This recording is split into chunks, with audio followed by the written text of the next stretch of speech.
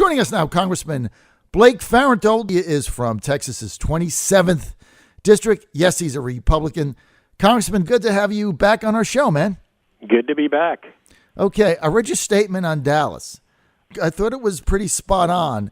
President Obama coming to Dallas, sir, right in the middle of a memorial service, once again injects politics, race, gun control agenda, right there in the middle of it. One thing he said, I thought, with all the police there, 5 of their finest dead, mourning, their families right there, and he says, the problem is we have a racist problem in America, especially among police. Is it just me, or do you think that was a little bit misplaced? I think it was entirely misplaced. We've got a very emotional time in this country right now, and the president just tossed a can of gasoline on the fire.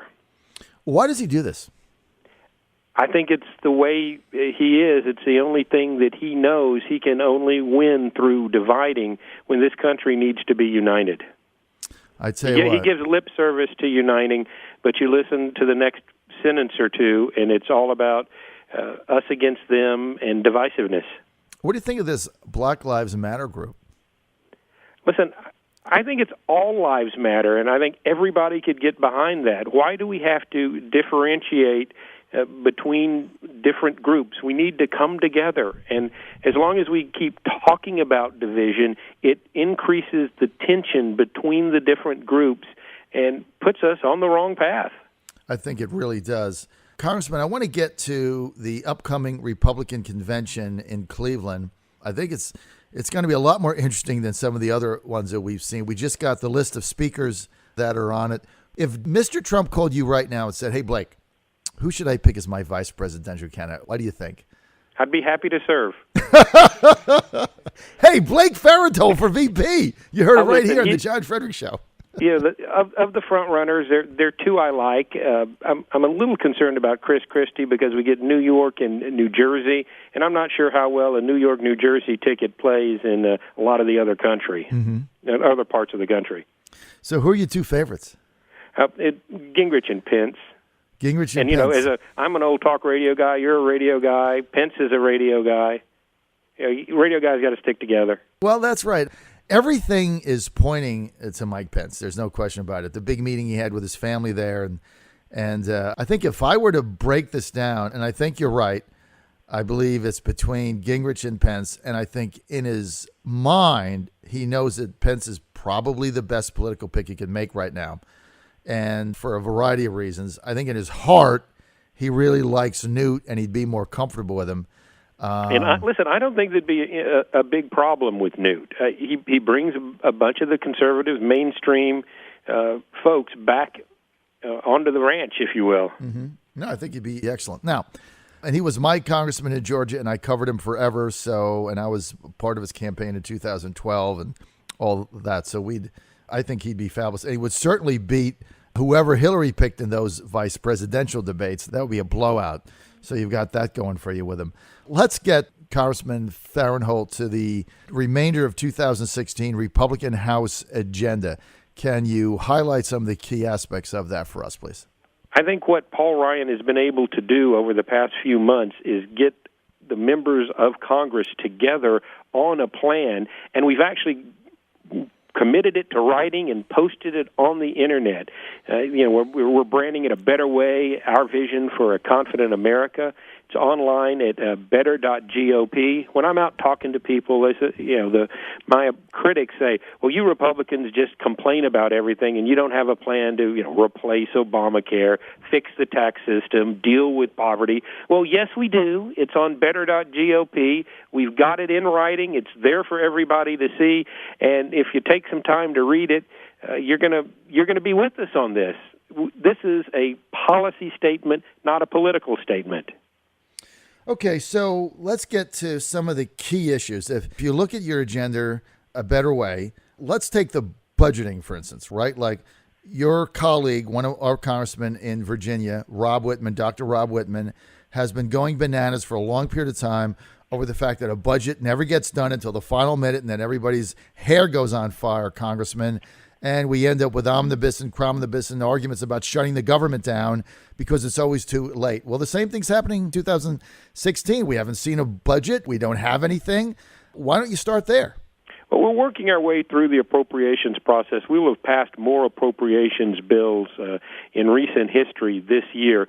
The problem is the Senate has broken their promise to us to take up these appropriations measures where we actually do control spending and put policy riders in place. So I'm spitting mad, if you'll, with the Senate right now, because they said, you do the appropriations process, we'll take it up. They won't. And quite frankly, I think it's time for Senate Republicans to invoke the nuclear option on budgets. You know, the Democrats said you don't have to have 60 votes to approve a judge. Well, let's say you don't need 60 votes to move ahead with appropriations. These need to get done every year, and I think we've got the majority in the Senate. Let's use it. Let's put these bills on the president's desk. And if he doesn't sign them, it's him shutting down the government. Exactly. I mean, but, you know, you say that, Congressman, but then that never happens, right? I mean, well, we get some folks.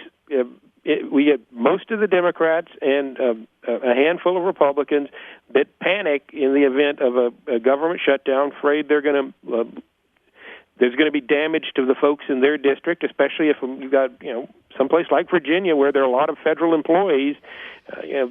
Them not a lot of constituents not getting a paycheck scares some people. Well, everybody gets paid historically after a government shutdown. So I'm not advocating a government shutdown, but we have got to regain the power of the purse, move forward with a budget and appropriations process, and not just panic at the last minute. And I signed a letter last night to Speaker Ryan, along with I think over 150 of my colleagues, urging the Speaker to get moving on what we're going to do about keeping the government running sooner, not later. Right. I think we need to have we have August recess coming on where we all go back to our home states and visit with the people that elected us, do our town halls, and stay in touch. And we need to, at the very least, have a conference call here in a week or so to start talking about this and getting the ball rolling, not come back in September and rush and only have a week or two to come up with a plan. Well, look, I think that's what really frustrates people, because that plays right into the Democrats' hands, because no matter what you say going in, Obama is able to flip it around and say that Republicans are shutting the government down and people are being put out of work and et cetera with all, and you don't have a White House tour. I mean, what's happened on this is the Democrats have realized that they've got a lot of power with this. The example I give is they're so aggressive on this. If we wanted to cut 25 cents from the TSA budget and the Democrats didn't want to do it, they wouldn't pass the government spending bill and shut down the government and blame it on Republicans, even though we funded everything like last year except for 25 cents. I mean, it's literally that absurd that we could try to cut 25 cents, the Democrats say no, and we get blamed for it. Makes absolutely no sense. I know, but they keep doing it, and they're going to do it again, and they're very adept at it, and they keep my winning. hope is Paul Ryan is a better communicator than John Boehner was, and he can get the message across that the GOP is doing our job. It's the Democrats that are the obstructionists. What if he loses August 9th? I don't think that's going to happen. But you never can tell. Nobody expected Eric Cantor to lose either. Well, I tell you, you can't. That's the problem in Washington. Is it's real easy, especially when you're in leadership, to spend too much time in Washington and not enough time back home. But I see Paul Ryan spending a lot more time back in Wisconsin than Cantor was in Virginia. Well, he's gone home every weekend to be with his family for a very long time. He, before he was Speaker, he would go home every Friday afternoon. Listen, I've been in Congress 6 years now and have spent 5 weekends in Washington, and I'm proud of that, the fact that I get home at every opportunity. Well, it is. I mean, it keeps you in touch, and when you're up there too much, and you know what happens, you become isolated, you get in the echo chamber. But, my joke is I only drink bottled water up here because I don't want to catch what everybody else up here has. That's right, Congressman. We're with Congressman Blake Farenthold. He's a Republican from the 27th District in Texas and trying to get the word out on the new House Republican agenda. So, Congressman, anyway, I'm going to be up there in Wisconsin the first week in August, right after the Democratic convention. I'm going to be right in Paul Ryan's district. So you can tune me in. I'll be giving you updates on things that are going on. We saw one poll out recently that's pretty respected that showed Ryan significantly under. He was like at 42%, 43%. Not a good sign. I'm not sure he's going to win. We'll see how it plays out. Beyond the budget, your number one priority, beyond the budget that we talked about, that you want to see done in 2016, what is it? We've got to bring control of the government away from the executive branch, get rid of the power that this unelected fourth branch of government, the bureaucrats and the alphabet soup of agencies has, and bring the power back to the people. And how do you accomplish that? You got the REINS Act that says if a government regulation has a major impact, it's got to be passed by Congress. That's the biggest step in that direction. And we've got to overall shrink the size of government. We've got to starve out these agencies and not give them the money that they need to push an agenda forward that is not in line with the American people. And we've got to change the bureaucratic mentality that they are there to serve the people, not rule the people. Congressman, the Trans-Pacific Trade Partnership Act that Obama has fast-tracked on, no negotiation. We expect it to come up in the lame duck portion of Congress. If it comes up, are you going to vote it up or down? I'm struggling with this because it's actually economically good for Texas, but my fear is it's bad for the country. I think the American people, when they elect Donald Trump president, are making a statement that we want to renegotiate our trade deals in a way that is much more favorable to America. And I think if Donald Trump is elected president, it would be a huge mistake for any Republican to vote for the TPP, because I think it goes in the face of what the voters will be saying by electing Trump. Can his wall work? I think it's going to end up having to be a virtual wall. Quite frankly, I live in Texas. Mm-hmm. I represented the border for a while. Mm-hmm. There are things like in Big Bend National Park where somebody could cross the border and it would be days before they disappear into the population. What we've learned from the Israelis in border security is it's about vanishing time, how long it takes somebody who crosses illegally to disappear into the general population. If you've got hours of vanishing time like you do in rural areas, you can use aerial surveillance and then dispatch Border Patrol agents to catch the people. But right now, Obama won't even try to catch people.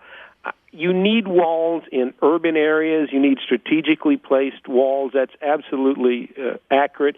But you can buy a Predator drone for what 2 miles of wall costs. So mm-hmm. just from an economic standpoint, I think you could get close to 100% security with an adequate enforcement mechanism using technology and enough boots on the ground. But I do think we've number one issue for national security, I think, is border security. We've got our economic problems, as this whole regulatory scheme does, but equally important on the national security front is securing the border. Mm-hmm. And, you know, it's not people now coming up to get jobs anymore. It's drug runners. It's people who are looking to do harm to this country. Look at the other than Mexicans or special interest alien numbers that you get from our border security folks, and those numbers are way up. It's incredible what is going on. Okay, listen, Congressman, this just out. We're with Congressman Blake Farenthold. We've only got 20 seconds, but after weeks of bad news for Clinton, Donald Trump is caught up to Clinton nationally. This poll just out today by the CBS New York Times, their national poll, not exactly a Republican-skewed poll, and it is now tied at 40% nationally. Trump gaining big among independents. I'm telling you, he is going to win. It's not even going to be close. I think his numbers are higher, just like in the Brexit vote. I think they're mainstream folks who are kind of embarrassed to tell anybody that they're supporting Trump. But when they're in the privacy of the voting booth, they're going to vote their conscience. They're going to vote what they know is right for America, and they're going to vote Republican. All right, we're out of time. We want to thank Congressman Blake Farenthold, Republican, 27th District of Texas, for being with us. Keep it right here.